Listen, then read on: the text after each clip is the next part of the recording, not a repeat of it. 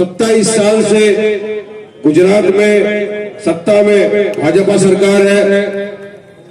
हम नहीं लड़े थे चुनाव, पहली मर्तबा लड़ रहे हैं विधानसभा।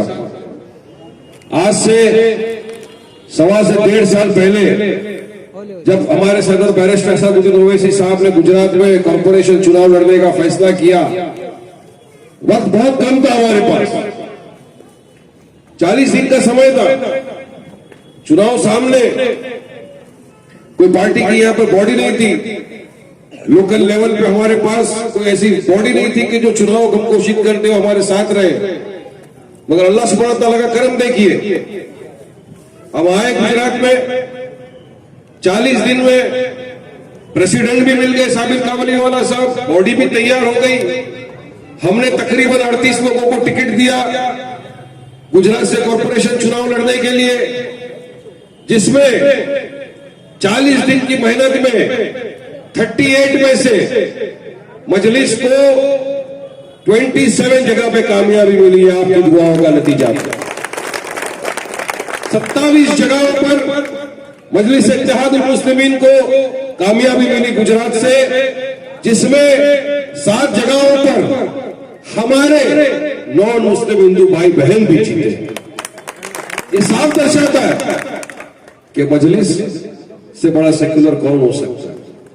हम तो हमेशा से कहते हैं ना कि हम दलितों की, मजलूमों की, पिछड़े हुए वर्ग की और मुसलमानों की आवाज है, हक की आवाज है, दिल से बात करने वाली जमात है, लोगों का काम करने में विश्वास रखने वाली जमात का नाम है मजलिस इत्तेहादुल मुस्लिमीन। आपने भी दुआओं से नवाजा, मोहब्बत से नवाजा। हमारे पास उस वक्त नहीं था कि हम सूरत में आके चुनाव लड़े, वरना मुझे यकीन है कि अगर उस वक्त भी हम सूरत में चुनाव लड़ दिए होते तो आज हमारे पास भी 2-3 हमारे कॉर्पोरेटर सूरत जगह से भी होते। मगर खैर, कहावत है देर से दुरुस्त है, मगर परफेक्ट टाइम पे आए, और राइट टाइम पे आने का मकसद आपकी दुआ है, आपकी मोहब्बत। क्योंकि आज आप तमाम के सामने गुजरात के हालात भी है, देश के हालात से भी आप सब वाकिफ हो, क्योंकि सबके पास इंटरनेट है, टेलीविजन है, न्यूज़पेपर है, अखबारात है, हर आए दिन आप खबर सुनते रहते हो। गुजरात में 30 साल 27 साल हो गए भाजपा की सरकार को। आपने वोट दिया कांग्रेस को, आपने वोट दिया आम आदमी पार्टी को। लास्ट जो कॉर्पोरेशन का चुनाव आया, हम उसमें नहीं लड़े चुनाव। आपने आम आदमी पार्टी को नवाजा, कांग्रेस को वोट से नवाजा, मगर जीत गई भाजपा। आम आदमी पार्टी 27 सीटों पर जीती, आपका वोट लिया सेक्युलरिज्म के नाम पे, मगर उसमें से 5 आदमी आपका वोट लेकर जाकर कमल के फूल भाजपा के अंदर बैठ गए। ये धोखा किया आप। कम से कम मजलिस इत्तेहादुल मुस्लिमीन में ऐसा तो है कि जिसको अगर आप अपनी वोट से, अपनी दुआओं से नवाजोगे तो वो आपको धोखा नहीं देगा, आपके साथ रहेगा, हमेशा आपके साथ रहेगा, आपका काम करेगा। हम ये बड़ी बड़ी बातें नहीं करते आके, ये कर देंगे, वो कर देंगे। अभी मैंने देखा, मुझे बताया कार्ड बांटे जा रहे हैं कि आप इस पे कॉल करो। ये सिर्फ आपका डेटा कलेक्ट किया जा रहा है, करने वाले कुछ नहीं है। दिल्ली में भी कहा था इन्होंने कि हम मुफ्त की बिजली दे देंगे, कुछ वक्त चलाया, उसके बाद अभी कहा फॉर्म भरो, उसके बाद सोचेंगे। ये वो पार्टी है, चुनाव के पहले आपके दरवाजे पे आएंगे, भीख का कटोरा लेके आएंगे, भीख मांगेंगे, आपको वोट दो। इनको सिर्फ आपके वोट से मतलब है, आपके काम से इनको कोई मतलब नहीं है। इनको इख्तियार की सिर्फ कुर्सी पे बैठना है, आपके लिए काम नहीं करना है। मगर मुझे यकीन है कि अगर सूरत की जनता इनको कुर्सी पर बिठाने की ताकत रखती है तो कुर्सी से लात मार के फेंकने की भी ताकत रखती है। गुजरात में पिछले दिनों जो हो रहा है वो अब तमाम के सामने। 15 अगस्त के दिन की बात बताता हूं मैं आपको। हमारे देश के प्रधानमंत्री नरेंद्र मोदी जी लाल किला से बयान दे रहे, नारी सम्मान की बात की जा रही थी। नारी का सम्मान होना ही चाहिए, हमारी भी मां बहन बेटी, हर इंसान को नारी का सम्मान करना चाहिए।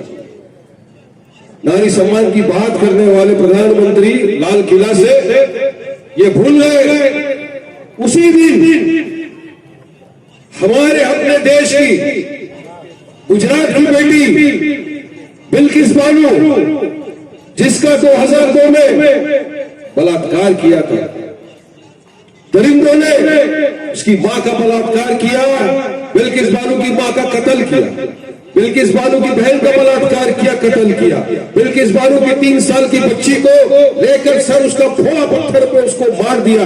बिल्किस बानो जिनको काका और भाई बोलती थी, ऐसे दरिंदों ने उसका बलात्कार किया। वो दरिंदे, इंसान नहीं, मैं उनको दरिंदा बुलाऊंगा। केस से डरता नहीं, 1 है 50 डाल तो कोई फर्क नहीं पड़ता, मगर हक बयान नहीं करूंगा आपके सामने, क्योंकि मेरे देश की नारी के सम्मान का सवाल है। मुंबई की उच्च न्यायालय ने उनको सजा दे दी, एविडेंस था उनके खिलाफ, मगर 15 अगस्त के दिन, जिस दिन देश के प्रधानमंत्री लाल किले से नारी सम्मान की बात कर रहे थे, गुजरात की सरकार बिल्किस बानो के 11 बलात्कारियों को बाइज्जत बरी कर रही थी, छोड़ रही थी उनको यहां से। इतना ही नहीं, जो वो छूट के बाहर गए तो उनको हार पिलाया जाएगा, मिठाई खिलाई जा रही थी। क्या ये नारी का सम्मान है? क्या यही दिन देखने के लिए गुजरात के अंदर भाजपा की सरकार आई? क्या हमको यही दिन देखना बारी रह गए? बिल्किस बानो हाथ जोड़कर दुहाई लगा रही थी कि मेरे बलात्कारी बाहर घूम रहे, मुझे डर है यहां पर इनको सलाखों के पीछे डाला जाए। मगर सलाखों के पीछे डालने की बात क्या कभी आम आदमी पार्टी ने की? क्या कभी ये कांग्रेस सेक्युलर पार्टी अपने आप को बोलने वाली नारी के सम्मान में खड़ी हुई? नहीं खड़ा हुएंगे कोई।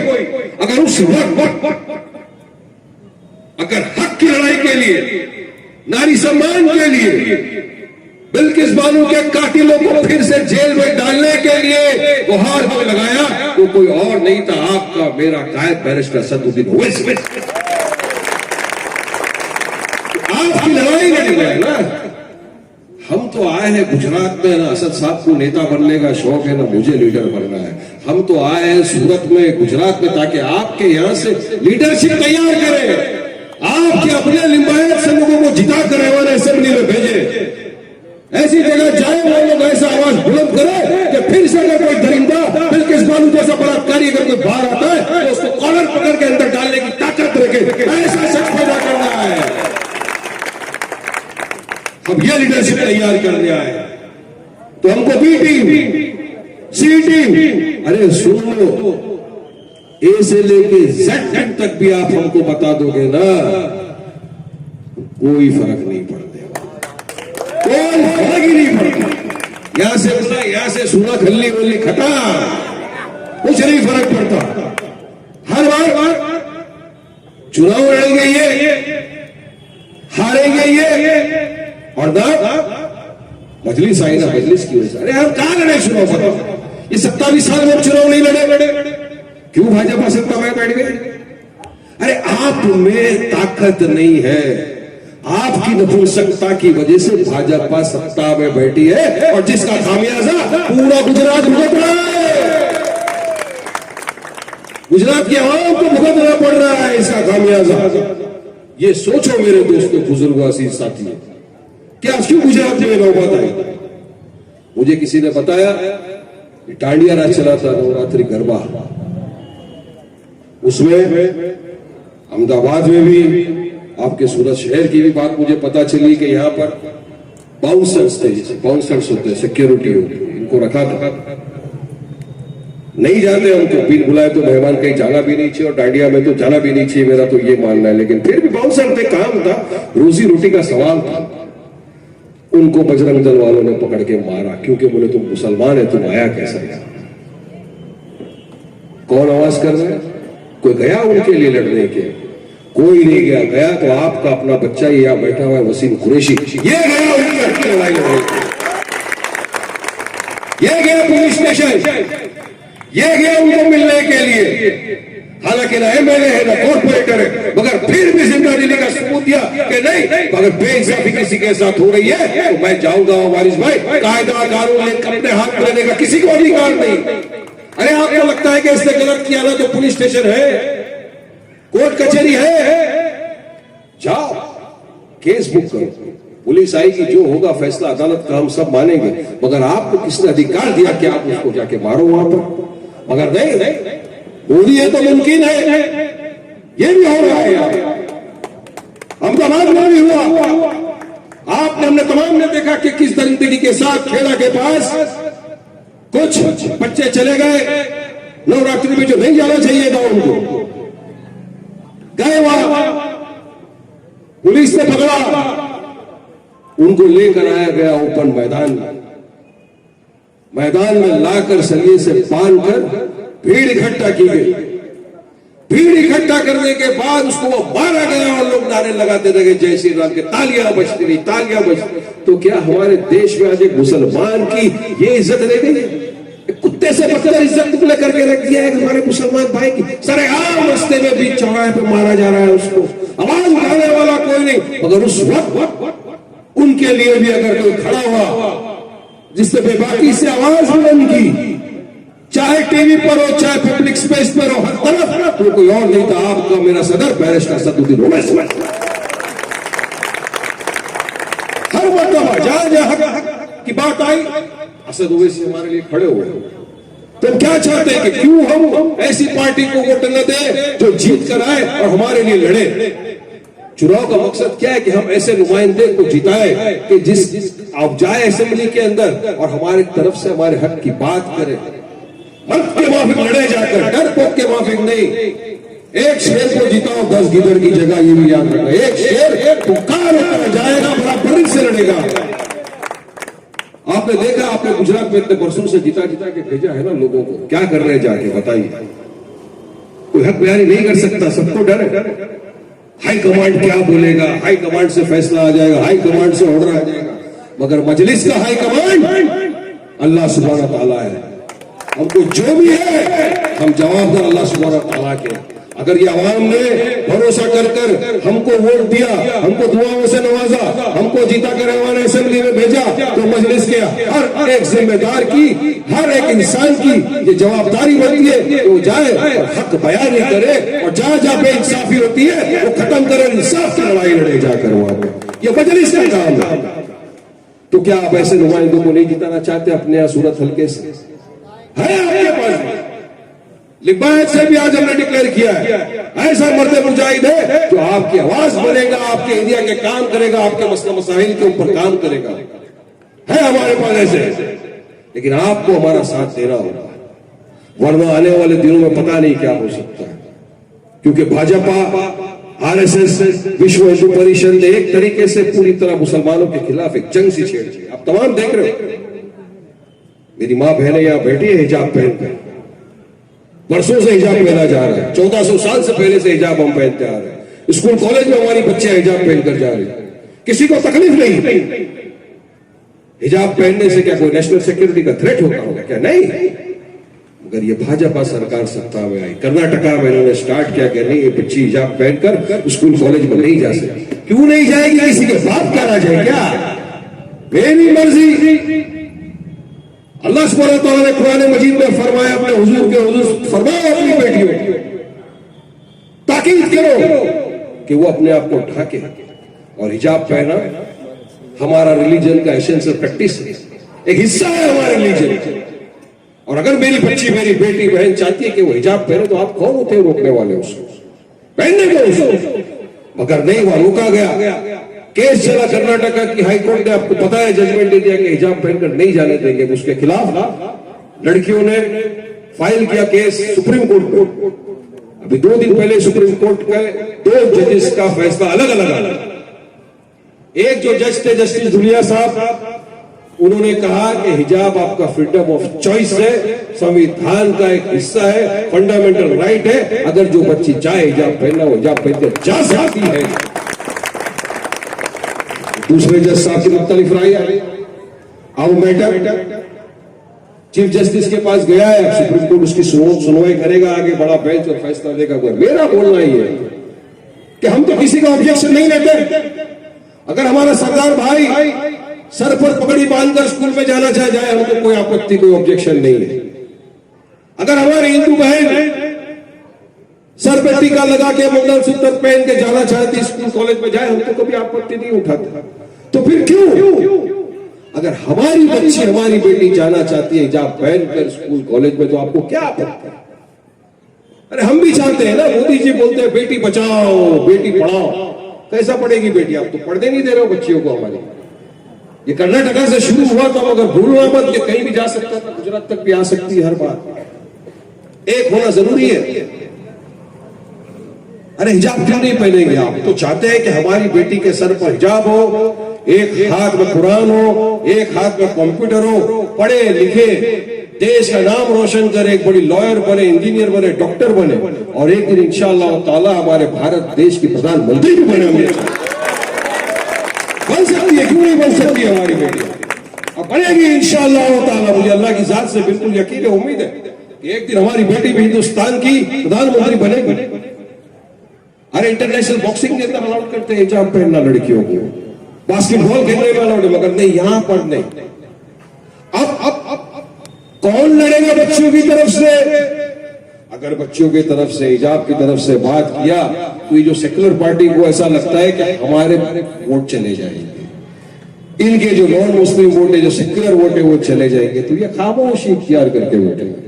लेकिन इस वक्त भी अगर हमारी बच्चियों के हिजाब के लिए कोई लड़ रहा है, और इंशाअल्लाह ताला लड़ता रहेगा, वो कोई और नहीं, आपका मेरा सदर बैरिस्टर असदुद्दीन ओवैसी साहब। हर चीज पर, चाहे हिजाब का मसला, मदरसों में तालीम का मसला, अब इनको मदरसों के अंदर भी तकलीफ होना शुरू हो गई, मदरसों का सर्वे करेंगे। अरे क्या सर्वे करेंगे? यूपी में 1600 मदरसे वाले को तो अपने 5 साल से जो पढ़ाता है ना इमाम, उसको पगार तक नहीं दिया इन लोगों ने। इनकी स्कूलों का सर्वे नहीं कराएंगे। गवर्नमेंट स्कूल जिसकी हालत इतनी खस्ता है कि अगर बच्ची सुबह जाती है, वहां पर उसके लिए टॉयलेट नहीं है, 6-6, 7-7 घंटा उसको बैठे रहना पड़ता है। ऐसी स्कूलों की कभी जांच नहीं कराएंगे ये जाकर। विद्या मंदिरों का कभी सर्वे नहीं होगा। लेकिन हाँ, सर्वे कराएंगे किसका? मुसलमानों के मदरसों। मदरसों के कितने बच्चे, कैसा? अरे भाई हमारे ये तो अनएडेड है, गवर्नमेंट तो उसमें पैसा देती नहीं है ना, ये तो हमारा आर्टिकल 30 का प्रोटेक्शन है, संविधान ने अधिकार दिया है। मगर नहीं, अमल दखल मदरसों में, ताकि डेटा निकाले। मिनी एनआरसी या एक मिनी झाड़ू घूम रहा है, वैसा ही मिनी एनआरसी है, याद रखना। इस पर भी आवाज नहीं उठाने वाला। अगर आवाज उठाता है तो बैरिस्टर असदुद्दीन ओवैसी और लड़ रहे हैं बराबर से। सरकार की आंखों में आंखें डालकर हम लड़ रहे हैं, मुकाबला कर रहे हैं बराबर इन लोगों से। और मुझे यकीन है बीजेपी से डायरेक्ट हमारी फाइट है यहाँ पर। अगर बीजेपी को कोई हरा सकता है तो ना कांग्रेस में दम है, ना आम आदमी पार्टी में दम है। बीजेपी को हराने की ताकत मजलिस इत्तेहादुल मुस्लिमीन। आप बोलेंगे वालिद भाई क्या हवा में बात कर रहे हो? नहीं, मैं एग्जाम्पल के साथ आपको बता रहा हूं। 2019 का पार्लियामेंट का चुनाव आया था, मेंबर ऑफ पार्लियामेंट का। मजलिस इत्तेहादुल मुस्लिमीन के पूरे देश में 3 उम्मीदवार लड़े। हैदराबाद से बैरिस्टर असदुद्दीन ओवैसी साहब लड़े, बिहार से हमारे अख्तर इमान साहब लड़े, औरंगाबाद महाराष्ट्र से इम्तियाज जलील लड़े। हम सिर्फ 3 जगह पे लड़े। बी टीम सी टीम करते रहे ये लोग। 3 जगह से अल्लाह ने हमको 2 जगह पे कामयाब किया। हैदराबाद से असद ओवैसी साहब जीते और औरंगाबाद से, अब सुनो बड़ा इंपॉर्टेंट बात है, औरंगाबाद महाराष्ट्र में जहां ये भाजपा और शिवसेना का 25 साल से मेंबर ऑफ पार्लियामेंट बन के बैठा था, किसी में ताकत नहीं थी उसको हराने की, पहली मर्तबा मजलिस लड़ी वहां से और उस 25 साल वाले सिटिंग एमपी को उठा के फेंका और हराया मजलिस।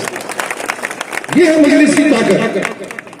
ये कहने का मतलब मेरा आपके सामने ये है मेरे दोस्तों, बुजुर्गों, अजीज साथियों, कि आप ये नहीं सोचना कि नहीं मजलिस का कैसा जीतेगी, सामने वो है। नहीं, आप में है जज्बा, आपकी दुआओं में असर होना चाहिए। तो इंशाअल्लाह ताला इस आने वाले इलेक्शन में सूरत शहर से मजलिस को कोई हरा नहीं सकता। आप ताकत होना चाहिए, आप भी अगर सोच लिया एक आदमी ने सूरत का कि यहाँ से अभी तक 2 कैंडिडेट डिक्लेयर किए गए हैं, कि आने वाले दिनों में हो सकता है और भी हम ज्यादा कैंडिडेट यहाँ से डिक्लेयर करें। अगर सूरत की आवाम ने ये मन बना लिया कि नहीं, सबको आजमा लिया हमने, कांग्रेस को आजमा लिया, आम को आजमा लिया, सबको देख लिया, अब वाहिद पहली मर्तबा बैरिस्टर सदुद्दीन ओवैसी की पार्टी लड़ रही है मजलिस इत्तेहाद में, उसने भी चलो एक बार इनको भी वोट देकर दो, कि हमारा अधिकार तो इनसे ज्यादा है। आप तो मेरे कलमा दुआ को भाई बहन, जितना हक यहाँ के बुजुर्ग दोस्त भाई बहन का वारिस पठान पे, उतना ही हक वारिस पठान का भी सूरत की आवाम पर है। मैं भी मेरे हक और अधिकार से मेरे दोस्तों बुजुर्गों मेरी माँ बहनों को कहना चाहता हूँ कि एक बार मेरी माँ बहन आपने सबको आजमा लिया, एक मरतबा बैरिस्टर सदुद्दीन ओवैसी साहब की पार्टी मजलिस इत्तेहादुल मुस्लिमीन को आजमाओ और उनके जो उम्मीदवार है उनको कामयाब करके हमारे असेंबली में भेजो। इंशाअल्लाह ताला आप याद करेंगे, ये आया था बंदा मुंबई से, जो बोला वो करके दिखाया और उसके आदमी को हमने जिताया, तो आज हमारा काम करके दिखाया इंशाअल्लाह। मुझे यकीन है आप लोगों ने सोच लिया तो मजलिस को कोई हरा नहीं सकता।